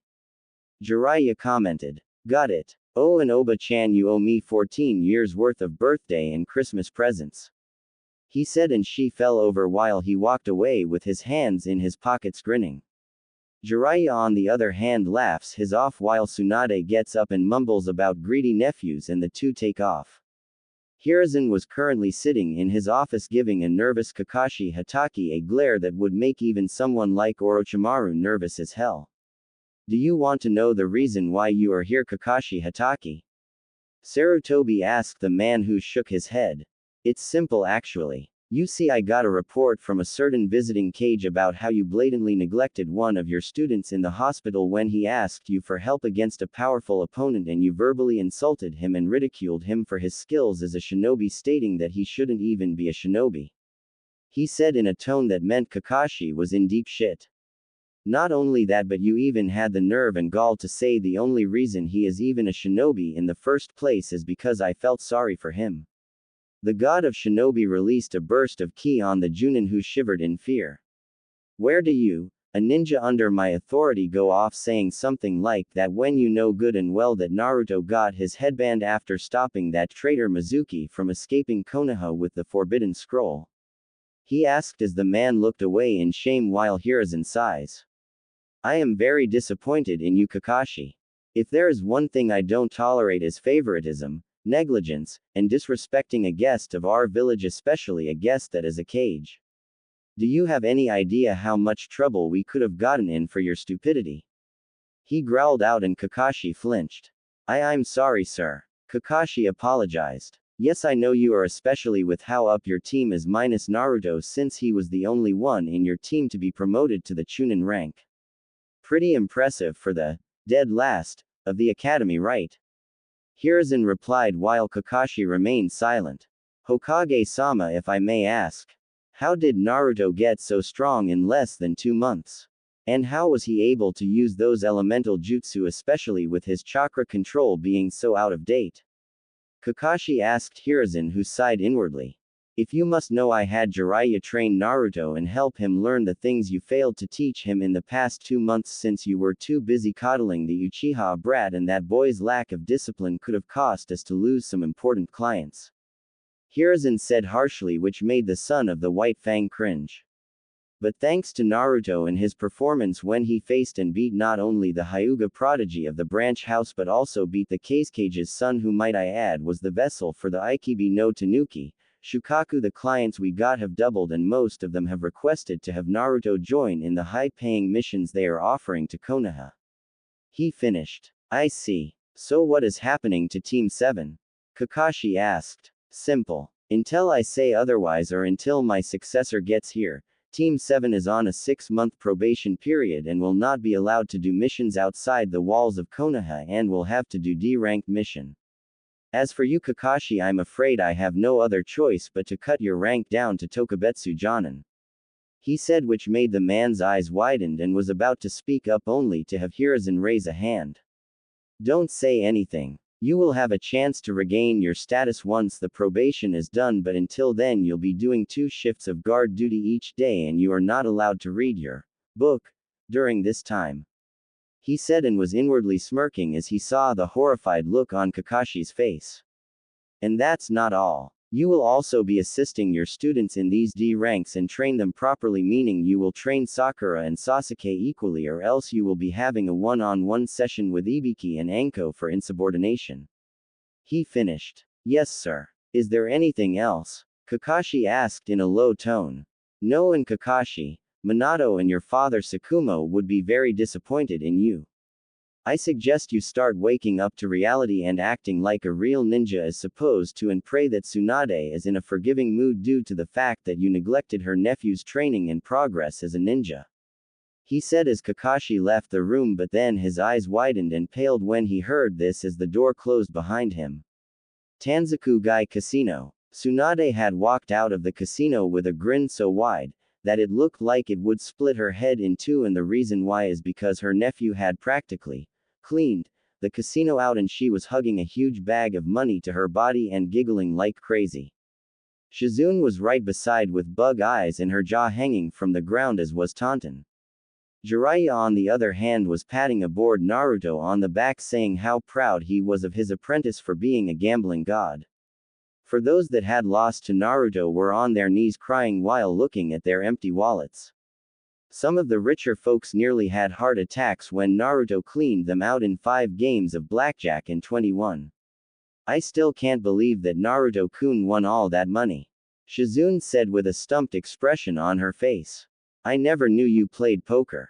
She said while the blonde shrugged. Meh. Tsuruoji taught me how to play that in shogi when I was 8 and I'd always win somehow when I play him in 21 but it was with candy. He mentioned something about me having the luck of the fox on my side though I could never beat him in shogi. The man may be old but he has an IQ that'll make the hubby cry. Naruto commented until he was glomped by a squealing Tsunade who was hugging him so tight that he turned purple and his bones started to crack. You've made me the happiest woman in the world, my favorite nephew. She said as Naruto struggled to escape from her death hug. Oh Oba-chan. You're crushing my spine. He strained out but then she dropped him and hugged the money once again. I've never seen Tsunade-sama so happy. Shizune said with a sweat drop on her face while Naruto got up and popped his back in place. Yeah, remind me to steer clear of her grabbing range from now on. Naruto muttered, rubbing his back painfully while Jiraiya snickered. After staying in Tanzaku until the end of the week, the group left and was now traveling on a dirt road towards Konoha until the blonde stopped. Tsunade and Jiraiya saw this and stopped as well as did Shizune. Whoever you guys are, come on out or I'll make you come out. Naruto called out, and that was when 4 blurs landed onto the ground in front of them, revealing themselves to be Iwa Nin, and from the looks of it they had their focus on Naruto. So the rumors are true. The Konoha no Kiroi Senku, Konoha's yellow flash, does have an heir. Said a female who stepped forward. She had short, black hair and pupil-less pink eyes. She wears what seems to be a long, red kimono with the sleeve on her right arm missing as well as the bottom left side of the kimono, the brown Iwagakure flak jacket, fishnet tights and shorts over them. And you are? Naruto asked while the female narrowed her eyes at Naruto. My name is Kuretsuchi Otsuburo, the granddaughter of the Sandame Tsuchikage Ryotenban no Onoki, Onoki of both scales, and I'm here to kill you. She said and instantly flung a kunai at the blonde's heart at speeds that surprised Naruto, who dodged to the left. Kuretsuchi suddenly appeared in front of him swinging a kunai at his throat and another at the area where his kidneys were, but Naruto reacted by grabbing both of her wrists and keeping them t-bay. Mans, she's fast. Naruto said, impressed. The other Iwa Nin were about to interfere until Jiraiya, Tsunade, and Shizune appeared in front of them. Don't even think about it, you brats. Jiraiya said, releasing ki on the now frightened ninja because they knew they were no match for 2 Sannin, especially one that trained their most hated enemy. Just stand there and watch my nephew beat the stupidity out of the midget's granddaughters. Tsunade said while they paled. Nephew. He's a senju. One male asked. Oh shit, we're so screwed. The other one said. Kuretsuchi was gritting her teeth in frustration as she tried to use her strength to push her kunai forward, but Naruto's strength was beyond hers at the moment. A smirk formed on Naruto's face and his bulged, confusing the kunoichi until he sprayed what looked like brownish-green liquid in her face, making her back away, a yell in frustration, trying to rub the substance off her face. Ah, that was disgusting, you bastard. She screamed. This coming from someone who takes dirt baths. How's about I wash you off? Naruto commented and did a few hand seals. Sweden. Mizoripa, water release. Violent water wave. He shoots a fast stream of water at Kuretsuchi, who cries out in surprise when she is hit by the blast and hits the ground hard. Water drips down her face while she looks up at Naruto with a growl escapes her lips. What? Now it'll be easier for you to get that excess dirt out of your hair. He said cheekily, which caused a tick mark to form on the back of her head. Shut up. She yelled in anger, does a few hand seals and leaps into the air. Yoden. Sekaigyo no Jutsu, lava release, quicklime congealing technique. She spits a large quantity of quicklime from her mouth in the form of a substantial projectile that makes its way towards Naruto. Whoa, she can use Yoden too. Well then I can play that game. Naruto says. Yoden. Maguma Bakuden, lava release, magma bomb. Naruto fires a large orb made of molten rock from his mouth, which heads towards Kuretsuchi's attack and cancel each other out, and lava splatters all over the ground. What the? You can use Yoden too? She asked, astonished that a Leaf Nin, the Yondaime's son no less, can use it. That and more. Naruto replied and aimed his index and middle finger at her while sparks of lightning form around them. Raiden. Byakurai, lightning release. Pale lightning. Naruto fires a beam of bluish-white lightning at the Iwa Kunoichi, whose eyes widen at the speed it was going and barely dodges it as it grazed her shoulder, making her wince in pain. Naruto appeared below her with a tri-pronged kunai drawn, and before she could react, he plunges it into her stomach and her eyes widened in shock. The Iowa nin watching gasped in fear as they saw their leader's granddaughter get killed. Kuretsuchi-sama. One of them called out while she stood there frozen, but she smirks at Naruto, who raised an eyebrow until he saw her dissolve into mud. A Tsuchi Bunshin, Earth clone. Then that means, he didn't get to finish because Earth spikes rose from the ground and impaled him in several areas of his body and he gasped in pain. Kei Kuso, Naruto said while Kuretsuchi leapt out of a tree with a smirk on her face. You lose, Namikaze, she said in triumph. Any last words before I finish you off? She asked as she pulled out a kunai and raised it. Naruto on the other hand coughed up blood and grins weakly. Boom, was all Naruto said and glowed white. Kuretsuchi's eyes widened and cursed. Oh, she couldn't finish because Naruto exploded into smoke. A few seconds later Kuretsuchi leapt out of the smoke with burns on her skin and clothes and lands back on the ground panting a little. You're pretty quick, Naruto said, crouching down on a tree twirling a tri-pronged kunai as she turned her attention towards him. Impossible, how did you substitute yourself without me sensing it?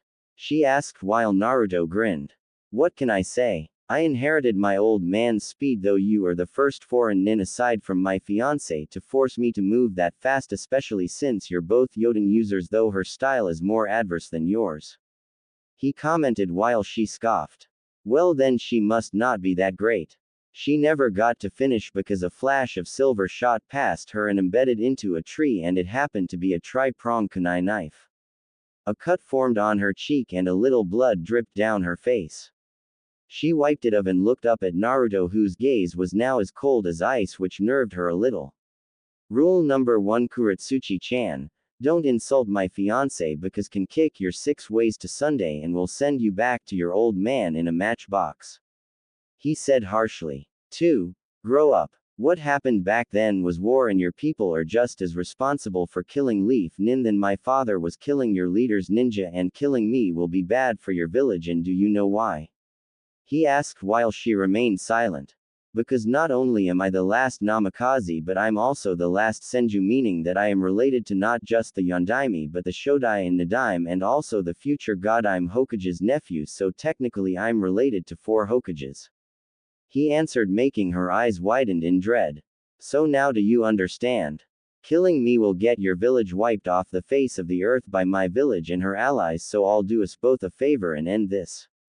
He said as he appears in front of her without warning and with a Rasengan in his right hand reared back and slams it into her stomach, making her gasp out in pain and be sent flying towards her comrades and hitting the ground hard, losing consciousness. Don't worry, she's alive. I held back enough power only to knock her out. Now please leave. I don't have the time nor patience to deal with what little grudge you have over my dad, so do what I told her and grow up. He said. The Iowa team glared at Naruto but then took their leader and leapt away into the forest until the Leaf team couldn't even sense them. Naruto pulled the kunai out and put it away, sighing. Well then, shall we? I'm pretty sure you're ready to bust some heads when we get back, Oba-chan. Naruto said, grinning while Tsunade blinks but grins also rubs her hands together in an evil fashion. Jiraiya and Shizune sweatdrop when they see this. Oh boy. The village is gonna suffer some major collateral damage when she returns. Jiraiya mumbles while the brunette nodded. Hey Oba-chan, I'll race you to the village gate. Naruto challenged while Tsunade grinned. You're on Gaki, she said, and the last 2 Senju took off like rockets, leaving a dust trail behind Shizune and Jiraiya, who were stumped. Where in Kami's did they get this energy? Sighs. Come on Shizune. Jiraiya says, and they run off to join up with Tsunade and Naruto. As they made it into the gate and headed towards the tower, they all noticed that the villagers and ninjas were wide-eyed when they saw Tsunade and Naruto. The ninja were giving Naruto nods of respect as they made their way towards the Hokage Tower. Hokage Tower. You ready? Naruto asked his aunt, who cracked her knuckles. Is that a trick question?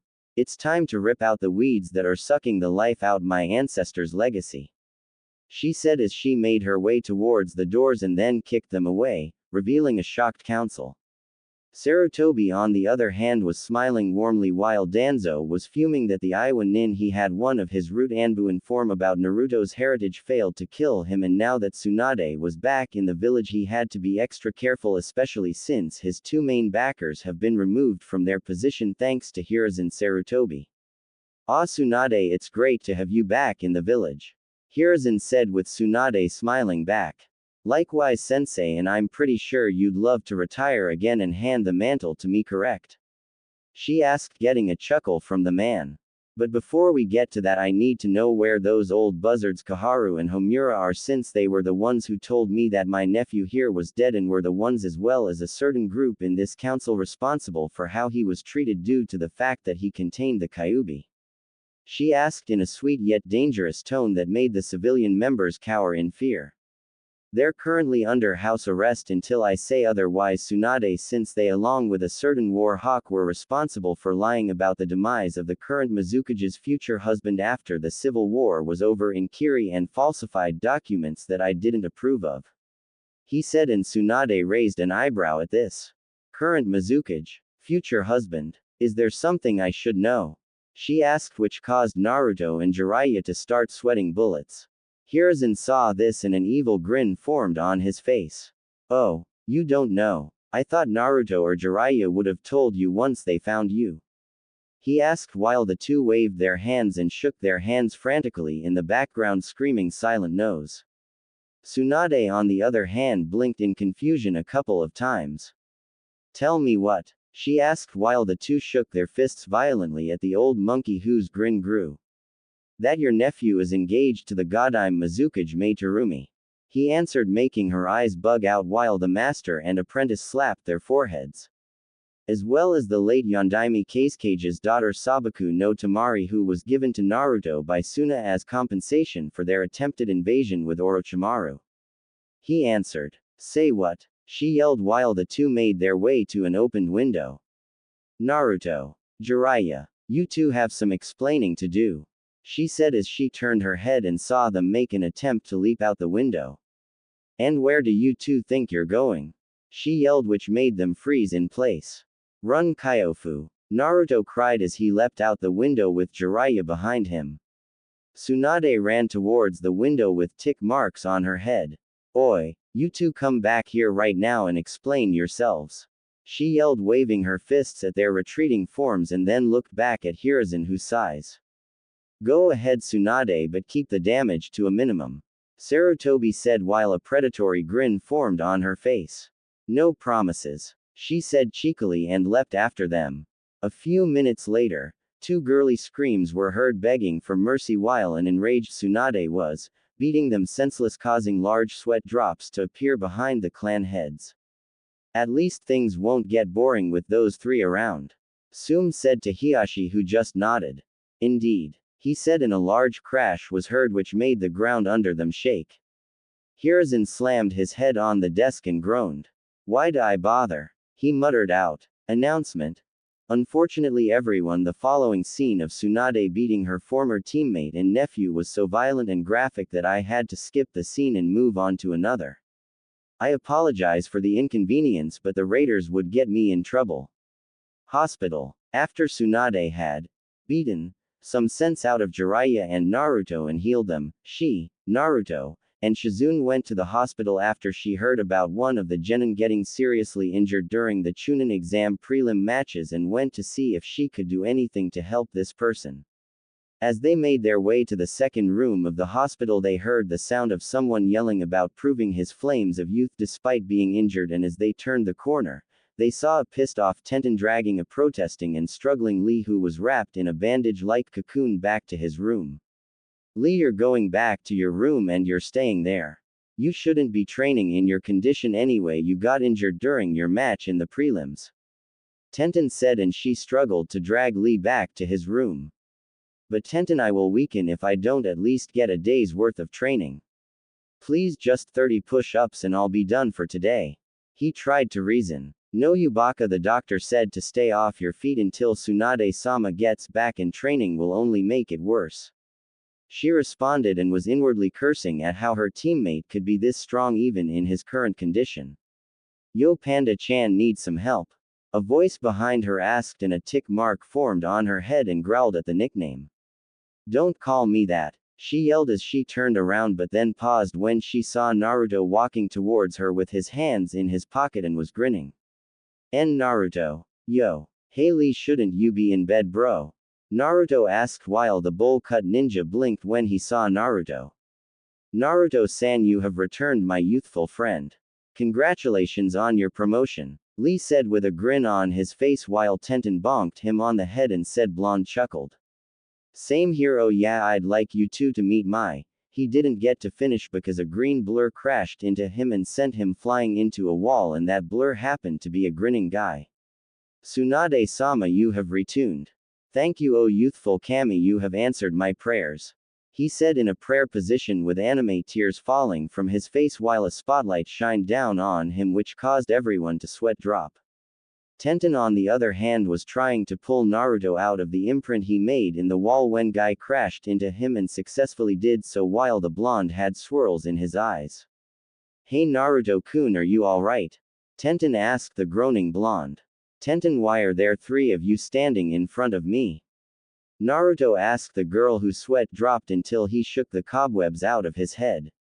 Man, what the heck hit me? Not what hit you, Naruto, who hit you? Tenten said, pointing at Guy, but then her eyes bugged out when she saw her idol standing a couple of feet from her. Is that, she tried to say, but the words died in her mouth. Yep. That is Tsunade Senju, the next Hokage and my aunt. Naruto said, which made Tenten's jaw drop and just stare at Naruto, who blinked a few times. What? He asked, and the next thing that happened was that she fainted, but luckily for her she was caught by Naruto. Before she hit the ground, Tsunade shook her head and then looked towards a bound-up Lee. So you're the one who got injured during your fight with Sabaku no Gaara, correct? Tsunade asked Lee, who blinked and nodded. Well then, let's head to your room and see what the damage is, but first let's get these off. She ripped off the bandages he was bound in without even trying, shocking the taijutsu specialist. Now come on, young man, she said, motioning him to follow her, which he did while Guy was thanking Kami for bringing the goddess of medicine back to the village. Naruto, on the other hand, sweat dropped while holding an unconscious Tenten in his arms. He sighs and sets her down on the ground, pulling out some smelling salts from one of his pockets, popping the bottle open and waving it in front of her nose. A few seconds later, her head shot up and she looked around. Who? What? Where? She said and saw Naruto. Oh hey Naruto-kun, I had the weirdest dream that Tsunade-sama was here and you were her nephew. She said, and the blonde rubbed the back of his head sheepishly. Well, I hate to tell you this, but it's true, he answered, which made her eyes widen. But don't faint again. Tenten rubbed the back of her head and blushed in embarrassment. Hey, sorry about that. Oh, I wanted to talk to you about those 2 swords you had on your person after the Chunin exams, but you already left with Jiraiya-sama to find Tsunade-sama. Where did you get them, by the way? She asked. Naruto was about to speak up, but that was when an Anbu appeared in the hospital. Namikaze-sama, the Sandame wanted me to inform you that your fiancé Sabaku no Tamari has arrived while you and Jiraiya-sama were away to look for Tsunade-sama, and right now she's at the Nara clan's compound.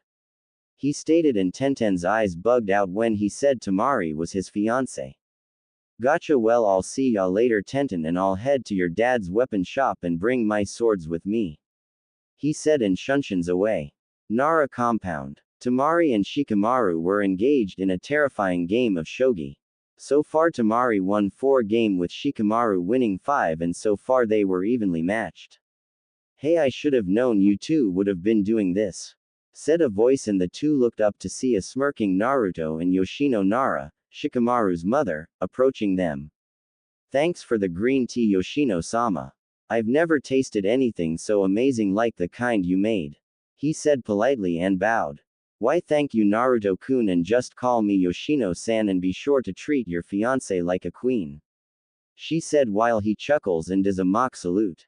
Yay ma'am. Naruto said which made her giggle and looked at Temari. You've got a good one here Temari-san. Polite, strong, rich, and not lazy. She emphasized which made Shikamaru's brows twitch while Shikaku, who was cleaning up some deer antlers to send to the pharmacy center sneezed and muttered troublesome wife. Temari on the other hand grinned and nodded and as soon as Yoshino left, Temari placed her game piece on the board and said checkmate which caused Shikamaru to slump his shoulders. The fan user then walked over to Naruto and wrapped her arms around his neck. Hey Naruto-kun. She said while he smirked and wrapped an arm around her waist. Hello yourself beautiful. He said. Thanks for letting my future wife stay here while I was gone Shika said however waved his hand in dismissal. Yeah whatever. Wait did you say future wife? He asked as he shot his head up in shock and Naruto nodded. You're engaged to her. Temari on the other hand narrowed her eyes dangerously at the shadow user. Yes I am his fiancé is that a problem you lazy rat? She asked in a tone that promised pain and was slowly reaching for her fan and use it to cave his skull in. Naruto's eyes widened when he saw what she was about to do and Shikamaru was about to open his mouth only for Naruto to speak up. Whoa would you look at the time we gotta go and get you settled at my apartment Temari-chan. Naruto stated while she looked at him with a raised eyebrow. Apartment? I thought you had a clan complex. She asked. Oh I do but sadly I need my godfather Jiraiya who is now in the hospital has to remove the barriers and security seals since he and my dad made some new ones that keep people out and sadly I'm only intermediate level when it comes to Fuinjutsu and I could end up killing myself if I messed with them. He answered. Oh I see. Well is the apartment nice? She asked and he scoffs. Nice. My mom left me the place and it is beyond nice. Trust me you'll be wowed by it. He said. So where's your stuff? He asked. Oh I got everything I own in a ceiling scroll. She said releasing him and grabbing a large scroll from the porch and Naruto whistled. Wow did you bring the whole house with you? He asked humorously and she responded by lightly punching him in the shoulder. Shut it you and carry me to your apartment. She ordered with a playful grin on her face. After Naruto straps the scroll with her belongings on his back as well as her fan, he scoops her up in his arms holding her bridal style and making her giggle while she wrapped her arms around his neck. See ya later Shika. He said and shunshuns away with his second fiancé while the Nara mutters troublesome but he was also glad that he now had another rival aside from his dad in shogi. Naruto's apartment. Naruto and Temari appeared in front of his door and he sets her down. Well here's our humble abode until we move into my parents' complex. He said as he pulled out the key and opened the door. As they entered Temari whistled at how clean and decorative the place was. Wow this place is huge. Your mom must have been loaded to afford a place like this. She said as she looked around. Yep she was and so was dad though I barely scratched the surface on either of their accounts so there's no need to worry about money. Oh and before I forget there's someone you've got to meet. He said and a red kit popped out of his jacket and landed on the ground which surprised Temari. The fox then glowed and transformed into a human shape and after the glow died it revealed Q in her human form grinning and Temari's eyes bugged out. Temari say hello to my first mate and tenant the Kyuubi no Yoko or Q as I call her. Naruto said which made her sputter and point to Q who just giggled. You can relax Temari-san I'm not gonna hurt you or anything even though I'm the strongest of the Biju I'm not like that bloodthirsty weasel Shukaku. She stated while the wind user let out a sigh of relief. So you're Naruto-kun's third future mate huh? She said and started to walk around a nervous Temari and seemed to be inspecting her body. Not bad. You take real good care of your body and despite your age, you're filled out in the right places. She commented which made Temari turn red due to the fact that she's being checked out by the opposite gender and a female demon no less. Naruto on the other hand had to plug his nose in from the thoughts he was getting but what he saw next made his eyes bug out. Q was groping Temari's with both hand and were giving them a good squeeze. Wow, You're already a C cup. She said as she squeezed them more and Temari's eye was twitching in embarrassment and steam escaped from her ears but the she squeaked when Q grabbed and squeezed her rear. Damn, do you have any idea how many girls would kill to have a nice and firm like this one? She stated. Naruto managed to snap out of his stupor and cough. Ahem Q, I think you should stop inspecting Tamari-chan before her head explodes from the amount of blood rushing in it. He said and the demoness blinks and looks at Temari's red face. Whoops, sorry about that. Anyhow, welcome to the family Tamari-chan and don't hesitate to do anything I wouldn't do with Naruto-kun, especially with what he's packing in his boxers. She said, which made Tamari cover her nose and Naruto to turn red. Q. Naruto yelled out in embarrassment. Night. After that little scene and after Tamari got settled in and they had dinner, Naruto was currently in his room in a gray sleeveless t-shirt and a pair of black shorts writing down some notes from a fuinjutsu book he got from Jiraiya during his training. Q was currently in her fox form sleeping on the edge of his bed curled up into a ball with her ears twitching occasionally.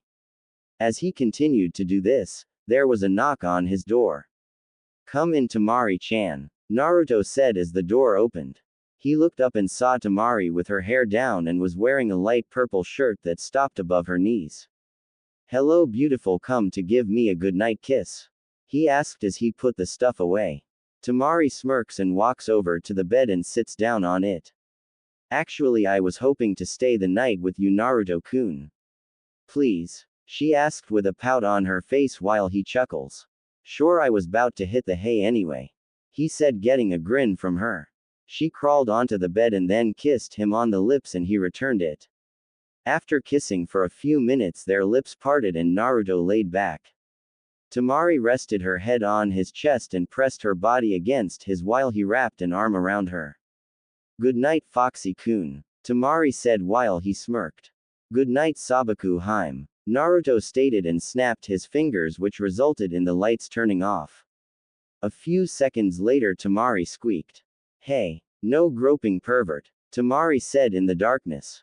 That wasn't me, Naruto stated and heard Q giggling. Q. Ah, oi, stop feeling me up, you perverted vixen, and Naruto, move your leg, it's poking me. She said, only for Naruto to remain silent. Naruto, did you hear me? She asked as she shifted her body around. Tamari-chan, that's not my leg.